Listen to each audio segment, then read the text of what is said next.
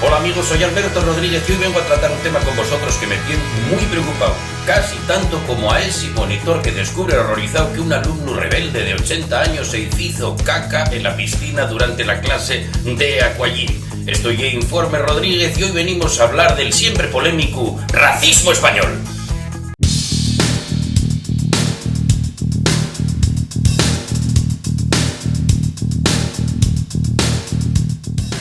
El español así en general siempre ha sido muy poco racista, al menos en cuanto a los asuntos del sexo se trata. Siempre se ha mostrado bien dispuesto a polemizar a personas de otras razas sin ningún prejuicio.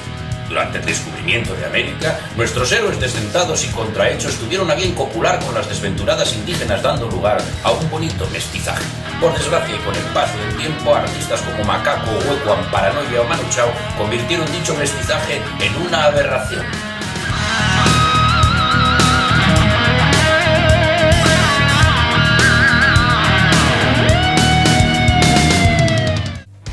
Con esto de la multiculturalidad, los españoles muestran en ocasiones un pequeño pozo de racismo e intolerancia. Nuestros compatriotas, generalmente los más vagos, piensan que el extranjero viene a fecundar a nuestras mujeres y a arrebatarnos los trabajos. Por eso hoy, en Informe Rodríguez, vamos a analizar de forma muy sesuda los comportamientos más reprobables de nuestro pueblo para con los ciudadanos de otras etnias. Dentro vídeo. A pesar de haber exportado a seres humanos como los del Río, Café Quijano o Julio Iglesias, aquí se mira por encima del hombro al visitante, comenzando por el noble oriental. Ya en tiempos anteriores a la pandemia, era frecuente ver a sufridos minoristas callejeros aguantando a varios borrachos practicando el regateo de la lata de cerveza mientras un siempre amable caballero oriental mantenía la sonrisa y soñaba con verlos muertos tras padecer horribles vejaciones. Generalmente todo acababa con una rebaja en la transacción, unos beudos satisfechos y una venganza a través de las tiendas del todo a 100. No deja de sorprendernos el caso de la población afroamericana. Cuando son pequeños se les trata con gran cariño, llegando incluso a denominárseles príncipes del caramelo. Sin embargo, cuando son adultos se trata de impedir su entrada en el país, llegando a poner vallas diseñadas por Satán para que se queden hechos un Cristo. ¡Muy mal! Los que consiguen pasar se les condena a trabajar en el poco agradecido sector de la bisutería y el DVD, por no hablar de los que los buscan para satisfacer su líbido, atraídos por su fama de vigor y generosidad carnal. Al entrañable rumano siempre se le ha tenido más respeto, quizá debido a su dominio del acordeón o a su elegancia sencilla en el vestir, sobre todo en el caso de los zapatos, y a su gran labor social, asumiendo riesgos en el sector del menudeo de estupefacientes, por no hablar de su corpulencia y su carácter echao pa'lante. Todo esto, además de su en ocasiones probada formación militar, hace que se evite la confrontación y el exabrupto racista, aunque en la intimidad sean tachados por alguno de mafiosos y entusiastas de la mano de obra infantil.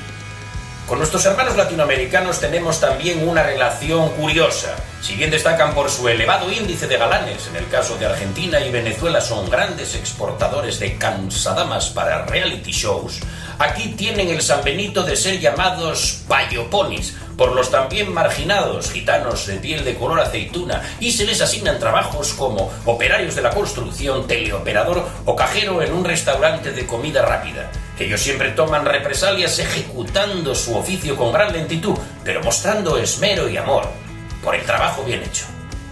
Los japoneses, sin embargo, están muy bien vistos por la cosa exótica y el sushi, aunque muestren su odio hacia nosotros confeccionando este manjar con anisakis del tamaño de una anguila o añadiendo incluso palitos de cangrejo, tal vez llevados por su ancestral envidia hacia nuestro pene.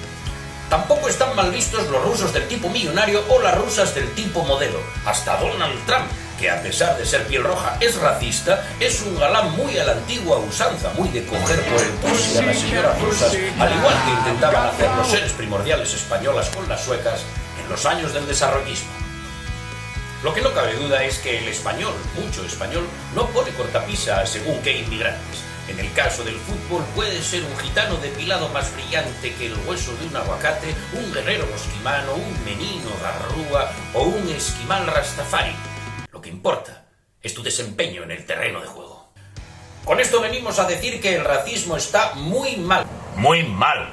Y peor, si llamamos a los refugiados migrantes y aceptamos con naturalidad a Coyote Dax o a King África. Menos mal que hay gente que se preocupa, como esos jóvenes del chaleco de emergencias que te interpelan con un «se te ha caído una sonrisa», o Telecinco, que en su día acuñó la frase «12 meses, 12 causas» y hoy más que nunca son actualidad.